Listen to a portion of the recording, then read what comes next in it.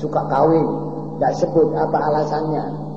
Tahu-tahu dia bilang Nabi istrinya 9, orang lain dilarang 9. Nanti dimasukkan situ dalam sejarah Nabi. Saudara-saudara, ini orientalis. Dan begitulah bahaya buku-bukunya. Insya Allah suatu waktu saya akan keluarkan satu risalah tentang Orient dan orientalisme. Yang ketiga, penjajahan. Penjajahan ini di mana-mana merusak akhlak umat Islam, merusak kepercayaan umat Islam. Sebab penjajahan berhak menentukan apa yang dia maukan. Seperti Belanda dulu, zaman Belanda ya, bukan zaman sekarang. Zaman Belanda dulu, kalau kita dulu di sekolah Al-Khairiyah membaca fikih, itu sudah ada daripada bagian polisi rahasia. Dia bilang fikih itu tidak boleh dibaca babul jihad. Jadi ada beberapa bab dalam fikih mazhab Syafi'i tidak boleh dibaca. Nah, kita tanya kenapa? Ya sudah, ini ada larangan dari pemerintah.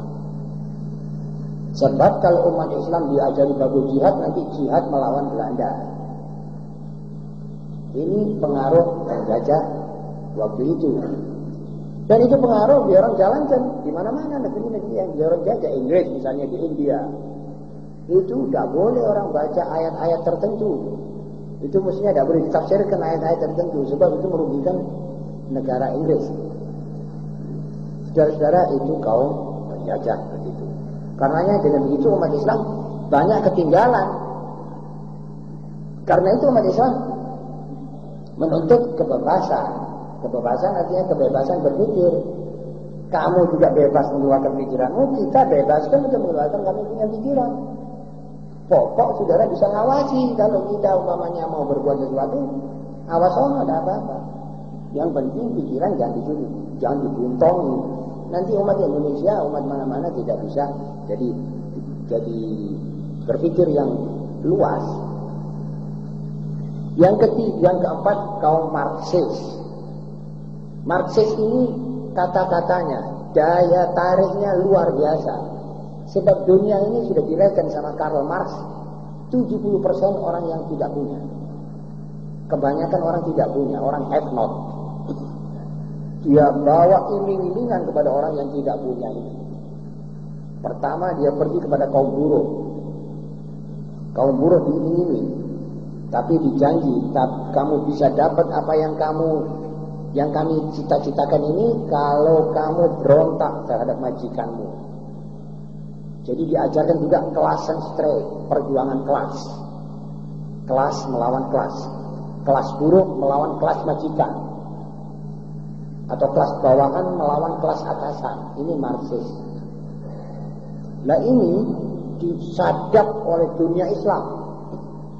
Ya seperti mana kita dulu sebelum tahun 65 melihat PKI begitu cepat menjalar dan tersebar karena mereka bisa mengambil kemauan rakyat yang tidak punya ini. Nanti kamu kalau sudah kami yang memerintah jadi begini, itu janji palsu-palsu diberikan kepada yang mau dirayu. Kemudian filsafah-filsafah bobrok. Di dunia ini saudara-saudara banyak filsafah. Ada filsafah yang positif tentang suatu alami, misalnya filsafat Aristoteles. Filsafat-filsafat yang sebelumnya Nabi Muhammad SAW diwahyukan, itu filsafat-filsafat yang bisa dipertimbangkan tentang alam, apa yang dibalik alam dan lain-lainnya. Tetapi akhir-akhir ini ada banyak filsafat picisan, nuwun sewu, filsafat bobrok. Seperti dikatakan filsafat manusia ini berketurunan ketek. Ini latar belakangnya jahat. Ini Zionis. Ini Freud. Freud adalah Yahudi. Dia bilang kalau sudah manusia berketurunan hewan seperti ketek ini, maaf, maka akhlaknya sudah tentu mengambil akhlaknya ketek. Akhirnya free sex apa itu melalui jadi keteisme ini ditarik urat katanya yang asli. Wa akhiru da'wahum, orang sudah jadi betul-betul ketek. Maaf. Ketek dalam praktek, bukan ketek betul pada manusianya, jadi tetap manusia. Waliyadzubillah.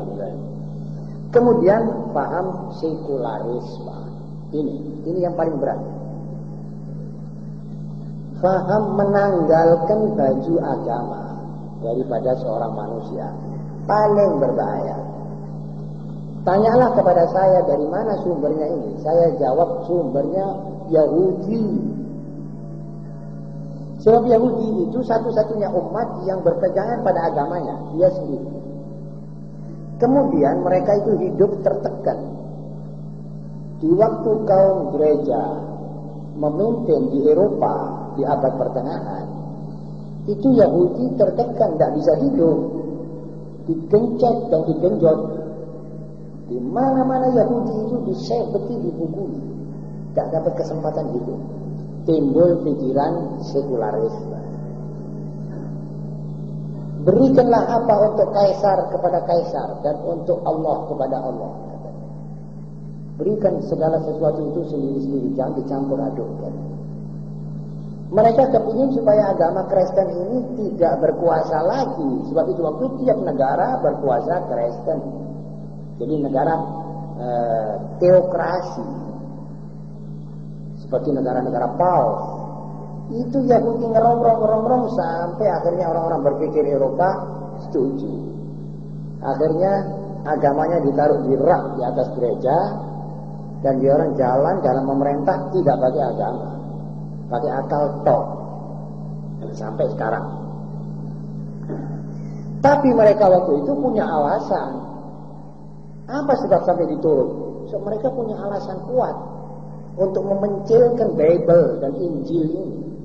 Lantas Taurat tok di hati mereka. Memang mereka tidak minta orang banyak menganut Taurat. So, katanya kalau banyak orang masuk agama Yahudi, nanti banyak orang masuk surga.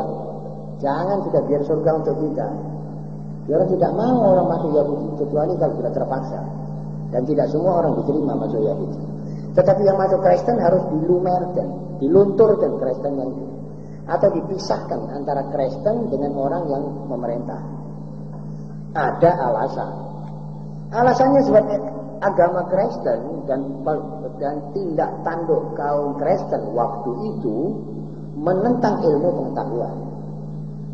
Jadi semua orang yang sarjana dikejar-kejar, seperti Galilei dan lain-lainnya, itu diganyang habis-habisan. Akhirnya saudara-saudara, mereka sudah bisa menempatkan agama ini di tempat terpencil yang dijijiki orang.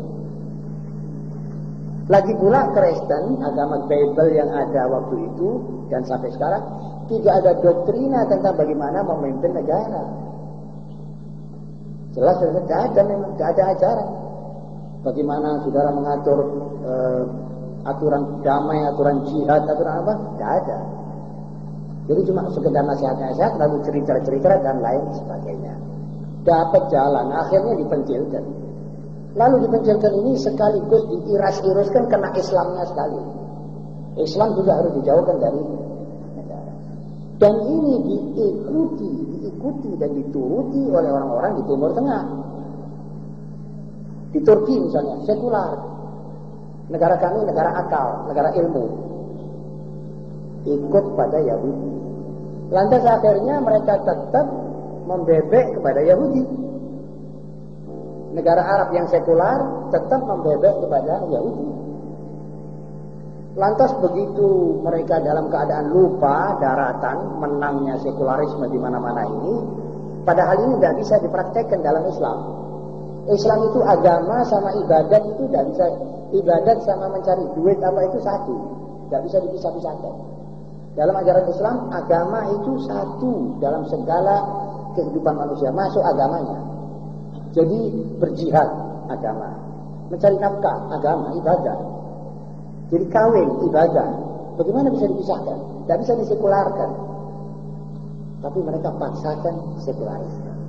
Akhirnya terjadilah paham sekularisme ini di situ. Dan akhirnya yang rugi juga umat Islam sendiri di sana. Jadi yang meneriakkan sekularisme sebetulnya tidak mengerti agama Islam. Atau dia pura-pura tidak ngerti tetapi dia membeu kepada barat. Jadi tiap orang yang meneriakkan sekularisme, sampean bisa catat bahwa orang ini tidak mengerti agama Islam. Dan yang mau memisahkan politik dengan agama Islam ini juga tidak mengerti. Politik tidak mengerti agama Islam. Ini jelas. Saudara-saudara, karena itu sumbernya Yahudi juga. Jadi Yahudi berhasil menjatuhkan lawannya, salib waktu itu. Nah, sesudah salib jatuh, baru dia orang mulai garap Islam. Mengajak sisa-sisa pretelan kaum salib ini untuk menggasak Islam. Jadi sampai sekarang rong-rongan ini berjalan terus. Yang ketujuh, kaum kebarat-baratan. Orang yang sok kebarat-baratan, orang yang sok model mau Eropa-Eropaan, mau barat-baratan, ini juga rong-rong agamanya sendiri, agama Islam. Secara disadari atau tidak disadari. Sebab orang yang kebarat-baratan itu nanti memakai banyak dalih. Wah, ya kita perlu modernisasi. Kita mesti hidup modern. Dia kira hidup modern itu harus kita juga pakai desi, pakai sendok garpu, pakai minum seperti orang barat, pakai tos, pakai perempuan dikeluarkan duduk sama laki-laki yang bukan mahram, dan seterusnya dan seterusnya. Pakai dansa-dansaan, pakai itu. Dia kira itu hidup. Sebetulnya kalau mau maju bukan di situ yang mesti kita ambil. Ilmunya cari Kalau kita sudah mencari ilmu, kita sudah maju. Walaupun saudara pakai kelompengan, kalau saudara sarjana, ya sarjana. Jadi mestinya yang diambil ini ilmunya, bukan akhlaknya barat, bukan kebudayaannya. Karena westernisasi ini berjalan, pembaratan, maka semua ini mesti bernafaskan barat. Jadi barat itu kita superiorkan seperti Tuhan. Jadi segala persoalan problema, buku barat ada resepnya. Jadi kalau ada kelaparan di Indonesia misalnya atau di India, coba tanya PBB barat. Kita tidak bisa mencahkan sendiri, sebab kita sudah diloyokan, kita punya utek. Kita tidak bisa menjaga. Harus pergi ke sana. Ini namanya kaum kebarat-baratan. Dan ini banyak di mana-mana. Yang paling banyak sekarang di Timur Tengah. Di Mesir, di Syria, orang seperti mau barat-baratan. Atau Soviet-Sovietan, Timur-Timuran. Tapi sama, itu semuanya termasuk umat barat. Yang ketujuh, yang kedelapan, pemuda yang gagal. Mudah-mudahan di masyarakat kita tidak banyak pemuda yang gagal. Ini pemuda ada yang sukses. Ya sudah memang sunnatullah di dunia. Ada yang sukses, ada yang gagal. Yang gagal ini biasanya merongrong dia punya pemuda sebaya. Jadi pemuda muslim umumnya diganyang dan dirongrong oleh pemuda muslim yang gagal. Dan kegagalan ini adalah sebabnya barat dan kebarat-baratan, atau Zionis, atau Marxis dan sebagainya. Berapa pemuda muslim menjadi sosialis Marxis? Terus dia berpaham lain, akhirnya dia gagal mewujudkan teorinya, umatnya diganyang. Jadi ganyangan kepada Islam dan umatnya juga antara lain dari pemuda-pemuda yang gagal. Hati-hati ada pemuda gagal. Kalau gagal kita mesti tarik dia untuk maju terus supaya dia tidak gagal. Cari kerja tidak ada. Lalu dianggap wah sudah putus asa, gagal. Dia masukkan mengorbitkan diri dengan kaum gagal. Kaum hipis ini adalah umumnya kaum gagal.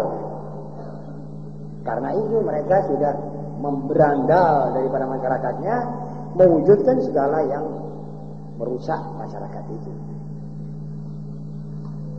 9, kaum zending, kaum penginjil juga ngerongrong. Kita tidak bisa nutup-nutupi ini, saudara-saudara. Kita dengan terang-terangan saja kita dirongrong oleh mereka. Sebetulnya kita dirongrong oleh mereka dengan macam-macam, dengan dalih iming-imingan, dengan dalih duit, dengan saya pernah sebutkan salah satu SDM Press di daerah Jember yang di situ anak-anaknya didaftar.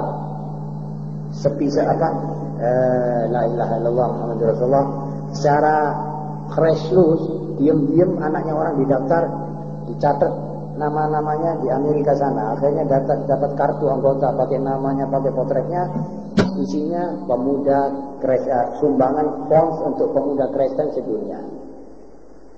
Nah ini kan namanya menyopet ini, saudara-saudara. Jadi tidak jujur. Ini juga ditaruhnya dirongrong di situ, lalu dibelikan sepatu kalau hari raya. Itu maksudnya supaya dikrestenkan. Dan nanti akan kira-kira ada berapa puluh dalih lagi. Kita yang tahu-tahu, yang tidak tahu. Ini namanya rongrongan. Dan kita mesti akui ini benar. Nah, kita bisa menjawab atau menggagalkan rongrongan itu takdir Allah Subhanahu wa taala nanti. Yang ke-10 kaum munafik. Munafik ini orang hidup maunya hidup di mana-mana, mau cocok dengan segala-galanya. Jadi mau cocok, waktu Jepang dia mau hidup sama Jepang dan terpuji oleh Jepang. Waktu zaman komunis dia juga mau kepingin hidup sama komunis dan terpuji oleh kaum komunis sebagai pahlawan nasional. Lalu dengan kaum sekarang juga kepingin terpuji.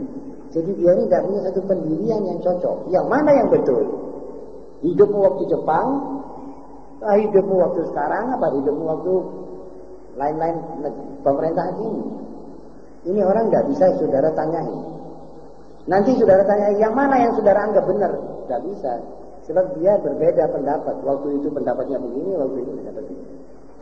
Pada saat-saat tertentu dia anggap kerjasama dengan komunis itu adalah wajib. Pada saat sesudah komunis ditumpas, dia ikut anti-kom. Orang-orang ini juga termasuk perongrong Islam dan umatnya. Mengganggu. Karena itu kaum munafik sudah disisihkan oleh Allah bersama kaum kafir. Dalam satu ayat Allah menyebut cuma dua, kaum kafir dan mukmin. Mana munafiknya? Munafiknya pada yang kafir. Begitu saudara. Kemudian alinea yang kedua. Alinea yang kedua Allah SWT telah mewujudkan di Pakistan